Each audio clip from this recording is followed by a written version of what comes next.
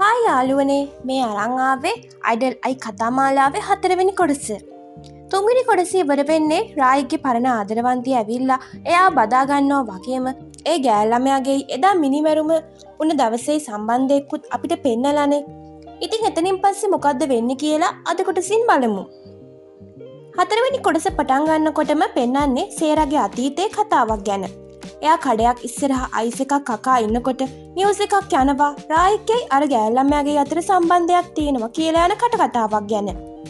ඒක දැක්කම සේර කකා හිටිය අයිස්ක්‍රීම් එකක් බිම වැටෙනවා. ගෙදර ඇවිල්ලා සේරා ඒ නිවුස් එක බලනවා. ඒ වගේම ඇඳට වෙලා දුකෙන් ඉන්නකොට චොන්ජේ එනවා සේරව හොයාගෙන. ඒත් සේරා නිදාගෙනම ඉන්නවා. එයාගේ රායික්ට කැමති යාළුවෙක්ගේ මැසේජ් එකක් එනවා. ටීවී එක බලන්න රායික් කටකතාව බොරුවක් කියලා ඔප්පු කරා කියලා. ඉතින් රායික්ගේ ගෝල්ඩ් එන්ටර්ටේන්මන්ට් එකෙන් ඒ දවස්වල එයාලා දෙන්න යාළුවෝ විතරයි ප්‍රේම සම්බන්ධතාවයක නෑ කියලා නිවුස් වලට කියනවා. ඒක අහලා එදා සේරා ගොඩක් සතුටු වුණත් වර්තමානයේ සේරා ඉස්සරහම රායික්ව ඒ කෙල්ල බදාගෙන ඉන්නව දකිනවා. ඒත් එක්කම අර බෙක් කියන වාර්තාකාරයා මෙයාලා බදාගෙන ඉන්නවා ෆොටෝ ගන්න නිසා එයාලා දෙන්නම සේරා එක්ක එතනින් එනවා. රායික් ඉල්ලනවා කාර් එකේ තියෙන කැමරාව ඕෆ් කරන්න කියලා. එයාලා කතා කරනකම් වාහනේ නවත්තගෙන තැන්ට චුන්ජේ ඇවිල්ලා කියනවා ඇයි නිවාඩු දවසෙත් මාව ගෙන්නුවේ කියලා. එතකොට තමා චුන්ජේ දකින්නේ රායික් අර හේජු එක්ක ඈතට ගිහිල්ලා කතා කරනවා කියලා. චුන්ජේ කියන විදිහට සේරා මේ පෙම් සම්බන්ධතාවයේ කටකතාව නිසා දවස් 3ක් නොකා නොබී අඬ ඉඳලා ඒ දවස්වල. චුන්ජේ කියනවා රායික් කියන්නේ නම් ඒ ආදරේ රසිකයන්ට විතරයි කියලා. ඔයා මූණ එල්ලගෙන ඉන්නේ නිසාද කියලාත් අහනවා.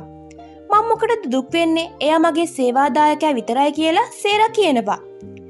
රායික් හේජුට කියනවා මං ආයේ ඔයාව විශ්වාස කරන්නේ නැහැ. ඒ නිසා ආයේ මගේ ජීවිතේට එන්න එපා කියලා කවදාවත්ම. එයා එතනින් එන්න හදනකොට හේජු කියනවා එදා ඔයා එක කතා කරලා එනකොට මං ජේහි ඔයාලගේ නේවාසිකාගාරයට යනවා දැක්කා කියලා. ජේහි කියන්නේ මෙයාලයි කණ්ඩායමේ රායික් එක්ක රණ්ඩුන කෙනා කියලා ඔයගොල්ලෝ දැන්ටමත් දන්නවනේ. ඒ වුණාට එයා එදා හිටියේ රෝහලේ කියලා තමයි කියන්නේ. මොකද එදා රණ්ඩුවක් වෙලා යන්බින් රෝහල් ගත වුණානේ. එයාගේ තනියට හිටියේ මේ ජේහි. රායික් එනකොට සේරා අහනවා එදා කන්ද උඩදී ඔයා හේජුව නේද හම්බුනේ කියලා. රායික් අහනවා ඔයා කොහොමද එයාගේ නම දන්නේ කියලා. ඒකින් වැඩක් නෑනේ. ඇයි මට මේ දේවල් ඔයා නොකියන්නේ? එහෙම වුණොත් නඩුවට මේ හැමදේම බලපානවා කියලා සේරා කියනවා. රායික් කියනවා මේ දේට හේජුගේ සම්බන්ධයක් නෑ. ඒ නිසායි නොකීවේ කියලා. ඒ නිසා ඒ ගැන කතා කරන්න එපා. මට දැන් කෙනෙක් හම්බෙන්න යන්න ඕනි කියලා රායික් කියනවා. ඒ වගේම ආපුවම හැමදේම කියන්නම්. හේජුව ගෙදරට ගිහින් දාන්න පුළුවන්ද කියලා සේරගෙන් ඉල්ලනවා. රායික් එහෙම ඉල්ලලා චුන්ජේගේ බයික් එකේ නැගලා යනවා. ඉතින් හේජු එයාලත් එක්ක එන ගමන් කියලා එදා එතෙන්ට කුලී රථයක් ආවා කියලා. සේරා චුන්ජේට කියනවා ඒ කුලී රථය අදම හොයාගන්න කියලා. මේ අතරේ ජේහි කණ්ඩායමෙන් අයින් වෙලා යන්න රණ්ඩු කරනවා. එතනට එන රායික් යන්බින්ගෙන් අහනවා ජේහි එක්ක රෝහලේ වුණ දවස් දෙකෙම එයා ඔයා ගාවම දුන්නේ කියලා. ඔයාට මොකටද ඒවා කියලා ජේහි අහනකොට එයාගෙන් බෙල්ලෙන් අල්ලගෙන රායික් අහනවා කොහෙද ඔයා එදා උන්නේ කියලා. යන්බින් කියනවා එයා රෝහලේ හිටියේ කියලා. මැනේජර් රායික්ව එක්කන් යන්න හදද්දී ජේහි කියනවා මන් දන්නවා ඔයා එයාව මැරුවේ ඇයි කියලා. රායික් අහනවා ඉතින් කියන්න ඇයි මං එයාව මැරුවේ කියලා. ඒත් මැනේජර් රායික් වෙතනින් එක්කන් යනවා. සේරා මේ මතක් කරන්නේ රායික්ට එයාගේ ආදරේ නැති වුණ කාලේ එයා හැසිරුණ විදිය. ඒත් සමාගමෙන් කියලා තිබ්බේ ආහාර විෂවීමක් නිසායි එයා එහෙම හැසිරෙන්නේ කියලා. ටික වෙලාවක් දුකෙන් හිටිය සේරා එක පාටම සිහියට ඇවිත් එයාටම කියා ගන්නවා ඒකට කමක් නෑ එයා ඒ වයසට ආදරේ කරන්න ඕනිනේ එයාලත් මිනිස්සුනේ කියලා. යසෝල් එතරට ඇවිත් කියනවා දැන් නිවුස් එකක් ඇවිත් රායික් ගැන කියලා. ඒ තමයි හිරන් නිදහස් වුණ ගමන්ම රායික් රහස් සම්බන්ධතාවයක කියලා අර වෙලාවේ ගත්ත ෆොටෝසුත් එක්ක. රායික් කෝල් කරලා සේරාගෙන් අහනවා ඒ ලිපිය අයින් කරන්න විදියක් නැද්ද කියලා. සේරා ඒ වෙලාවෙම යසෝල්ට කියනවා මේ ලිපිය දීපු කෙනාව ඉක්මනින්ම මට සම්බන්ධ කරන්න කියලා. මේ ලිපිය දකින ක්වාක් හේජුගේ මස්සිනාට කියනවා ඔයා හිතලමයි නේද මාත් එක්ක හේජුට හමුවීමක් ලෑස්ති කළේ කියලා. ඒ වගේම ක්වාක් කියනවා ඔයාගේ නෑනා මේ මිනිමරුමට තදින්ම බැඳිලා ඉන්නේ කියලාත්. මේ වෙලාවේ රායික් කෙලින්ම එන්නේ ඒ ලිපිය පළ කරපු බෙක්ව හොයාගෙන. ඒ ලිපිය දැම්ම අයින් කරන්න කියලා රායික් ඉල්ලනකොට බෙක් කියනවා ගිය පාර වගේ බිම දන ගහලා ඉල්ලන්න කියලා. එතකොට තමයි අපිට අතීත කතාවක් පෙන්වන්නේ. මේ හේජූත් ගැහණු සංගීත කණ්ඩායමක් එක්ක සින්දු කියන්න ඉඳලා ඒ කණ්ඩායමෙන් එයාව අයින් කරලා. ඉතින් ඒ කාලෙදී එයා ගොඩක් කොල්ලෝ එක්ක සම්බන්ධකම් තිබිලා මෙයා එක්ක යාළු වෙලා ඉන්නකොටම එම වෙන කොල්ලෝ එක්ක ඉන්නකොට ගත්ත ෆොටෝ ඒ දවස්වල බෙක් රායික්ට පෙන්නලා. ඉතින් හේජූ ගැන ඒ දේවල් නිවුස් වල යන්න නොදී රායික් මෙයා එක්ක අසාධාරණ කිවිසුමක් අත්සන් කරලා. බෙක් මේ කතාව කියනකොට එයාව හොයන් ආව සේරත් ඒක අහන් ඉන්නවා. රායික් කියන්නේ ඒ දේවල් පරණ දේවල් ඇයි ආයෙත් මතු කරන්න කියලා. බෙක්ට අනුව රායික් සමාගමට කියලා බෙක් සල්ලි ගත්තා කියලා. එනිසා එයාට රස්සාවක් නැති වෙලා හොරෙන් තමා ලිපි ලියන්නත් වෙලා තියෙන්නේ. රායික් එයා නෙවෙයි කීවත් බෙක් කියනවා මට ඒකෙන් වැඩක් නෑ. මං ඒ කාලේ දැනන් උන්නේ නෑ හේජු කියන්නේ ඉම්හා සමාගමේ සැඟවුණු දුව කියලා. ඒත් දැන් දන්නවා. ඒ නිසා මං ගැඹුරටම යනවා. ඊළඟ ලිපිය මීටත් වඩා රසවත් වෙයි කියලා. ඒකට තරහ යන රායික් බෙක්ට කියනවා මගේ වටේ ඉන්න අයගෙන් අයින් වෙන්න මං මොනවා කරයිද කියන්න බෑ කියලා. බෙක් අහනකොට ඇයි ඔයා මොකද්ද කරන්න කියලා රායික් කියනවා ඇයි අමතකද මං මිනිමරු සිකකරුවෙක් කියනකොටම සේරා එතනට ඇවිත් ඒ දෙන්නම ඇඩ් කරනවා. සේරා කියනවා රායික් ප්‍රසිද්ධ කෙනෙක් නිසා එයාගේ දේවල් වාර්තා කරන්න වාර්තාකරුවන්ට අයිතියක් තිබුණත් හේජෝ කියන්නේ ප්‍රසිද්ධ කෙනෙක් නෙවෙයි. එනිසා ඔයාට අයිතියක් නෑ එයාගේ අවසරයකින් තොරව ලිපි පළ කරන්න. ඒ මුණොත් ඒකට ඔයාට වග කියන්න වෙයි කියලා සේරා කියනකොටම බෙක් බය වෙනවා.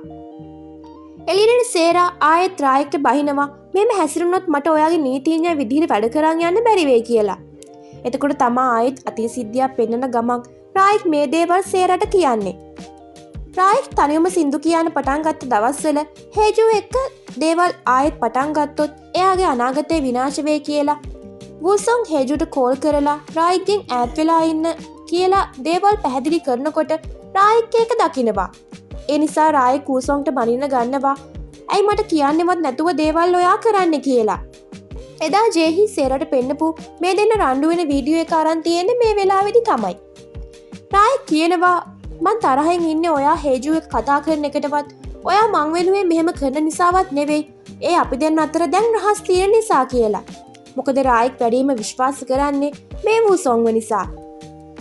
ඉතින් එදා මිනිමැරුමුණ රෑ රායික්ට මැසේජ් එකක් එනවා හේජුගෙන් මට විනාඩි 5ක් දෙන්න ඔයා එක්ක කතා කරන්න කියලා. එයා වූසොන්ටත් බියර් ඉවරයි අරන් එන්නම් කියලා මේ යන්නේ හේජුව හම්බෙන්න. හේජුව මග ඇර උන්න රායික් අද එයාව හම්බෙලා ඔක්කොම ඉවරයක් කරන්න තමයි මේ ලෑස්ති වෙලා ඉඳලා තියෙන්නේ.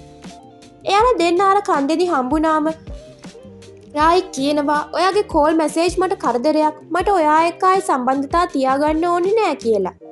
එයා යන්න හදනකොටම හේජු කියනවා මට ඔයාව ගොඩක් මතක් වුණා මෙච්චර කාලයක් ඔයාගෙන් ඈත් වෙලා වුණා මට සමා වෙන්න ඒ දවස්වල මං ගොඩක් පොඩි කියලා.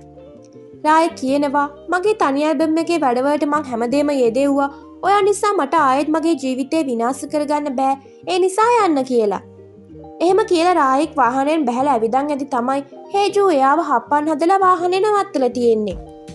ආයෙත් වර්තමානයේ රායික් සේරගෙන් සමාව ඉල්ලනවා මං ඒක හංගන්න හැදුවේ නෑ කියලා. රායික් කියනවා පරණ සිද්ධියක් ආයෙත් මතක් කරන ගමන් හේජු කියන්නේ මට ආරක්ෂා කරන්න ඕනි වුණත් කරන්න බැරි වුණ කෙනෙක් දැන් එයාත් එක්ක සේරම දේවල් ඉවරයි කියලා. ඒ අතරේ කොක් හේජුව ගෙනල්ලා අහනවා ඇයි එදා රෑ රායික්ව හම්බුනේ?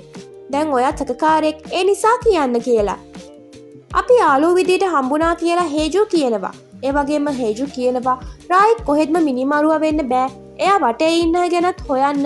මොකද මං එදා ජේහිව දැක්ක රායික්ගේ ගෙදර ගාවදී කියලා. එතකොට තමයි අපිට පෙන්වන්නේ හේජි කාටද කෝල් එකකින් කියනවා මං ඒක රහසක් විදියට තියාගන්න ඕනේ ඇයි කියලා.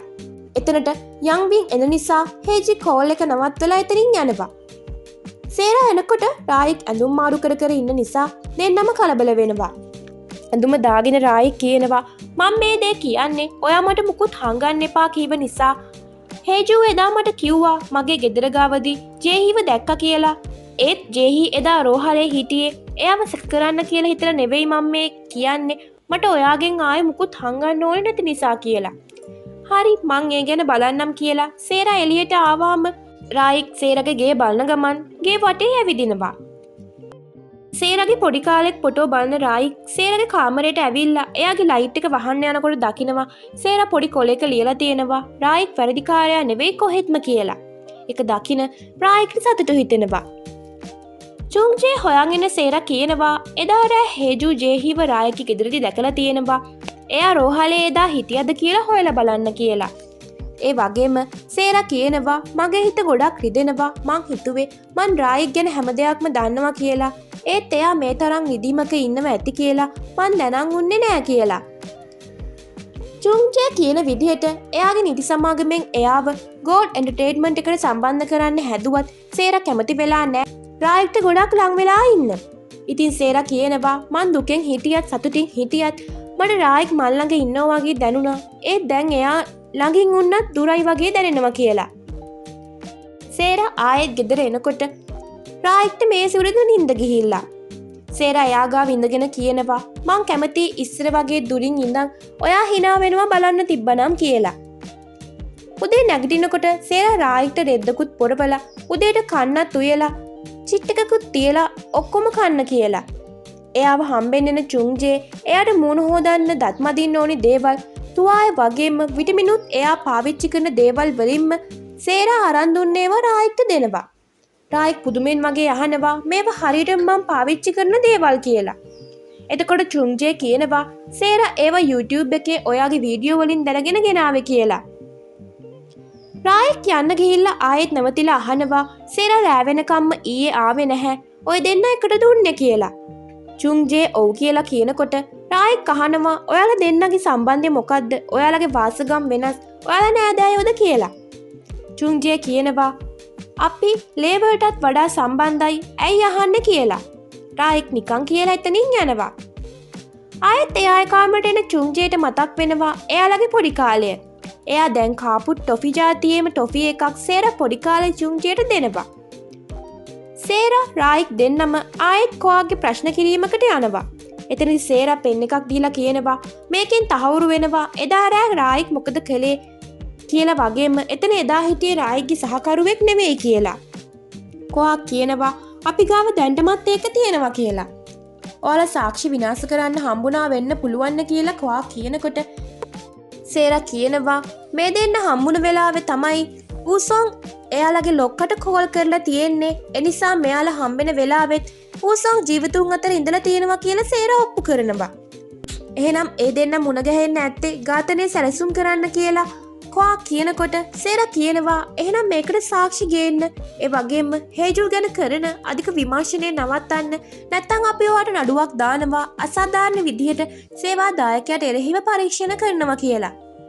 එතනින් එළියට රායික් අහනවා දැන් හේජුව මේකට ගාව ගන්න එකක් නෑ නේද කියලා.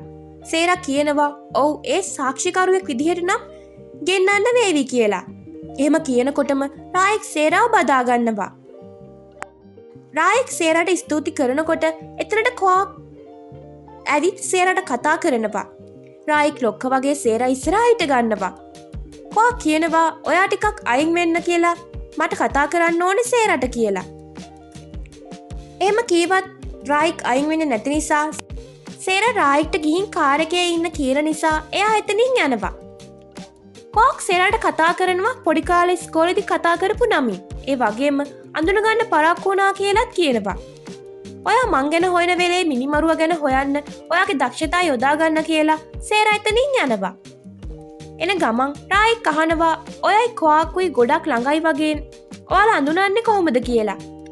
සේර දන්නේ නැහැ කියනකොට රායික් රවාගෙන සේර දිහා බලන් ඉන්නවා. ආයෙත් රායික් අහනවා ඔයා කාවවත් ආශ්‍රය කරන්නේ නැහැ වගේ පෙනුනත් ඔයාට ගෙදර කොල්ලෙක් ඉන්නවා වැඩ කරන තැනත් කෙනෙක් ඉන්නවා කොක් ඔයා කලින් යාළු වෙලා වුණ කෙනාද කියලා. සේර තරහින් වගේ කියනවා ඒක එක්ක මං යාළුවේ කියලා හිතනවද එයා අවසනාවන්ත ඉස්කෝලේ පරණ යාළුවෙක් විතරයි කියලා. ඒ එක්කම වාහනේ සද්දයක් එනවා. ඇත්තටම වාහනේ බ්‍රේක් නැති වෙලා සේරගේ පාලනයෙන් ගිලිහිලා ගිහින් වාහනේ පාරෙන් එළියට විසික් වෙලා යනවා පෙන්නලා 4 වෙනි කොටසත් ඉවර වෙනවා. අනිත් කොටස් දෙකත් රිලීස් වුණ ගමන් අරන් එන්නම්. මාව සබ්ස්ක්‍රයිබ් කරලා තියාගන්නත් අමතක කරන්න එපා.